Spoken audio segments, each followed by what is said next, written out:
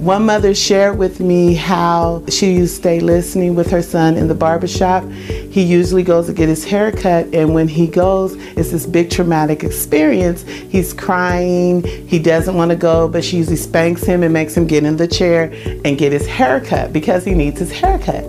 So this time, after she took the BU class that was offered in our community, she took him to get his hair cut.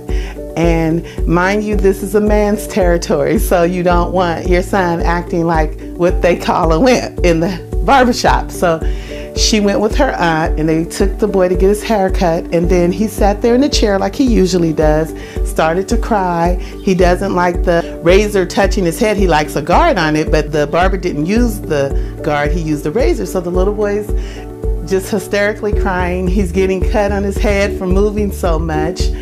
And his mom just said, stop. She told all the adults to stop. The barber said, I'm going to pay you to take this boy out my chair. And so she's like, no, I'm going to take my son. She held her son and allowed her son to cry for about 10 minutes. She said he was sweating, throwing up, and she just stayed there with him. And she said, I seen he was scared. He was scared. All these adults were yelling at him, telling him to man up, be quiet. And she's like, she usually joins in and says, I'm going to whoop you. But when she learned the tools, she learned to listen from his point of view, that it was scary for all these adults to be yelling at him. And because she got listening time for herself, she was available to do that for him. And also she thought about what worked for him. She remembered when was it a good time for him to get his hair cut.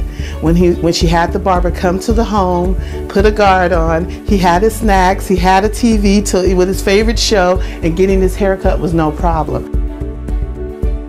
I think she was really brave, and I think she was being a big leader, and I commended her, and I thanked her for standing up for her kid, because that was really hard for a woman to stand up in a barbershop and say, no, enough, I'm going to allow my kid to cry, and I'm going to stay, and I'm going to comfort him.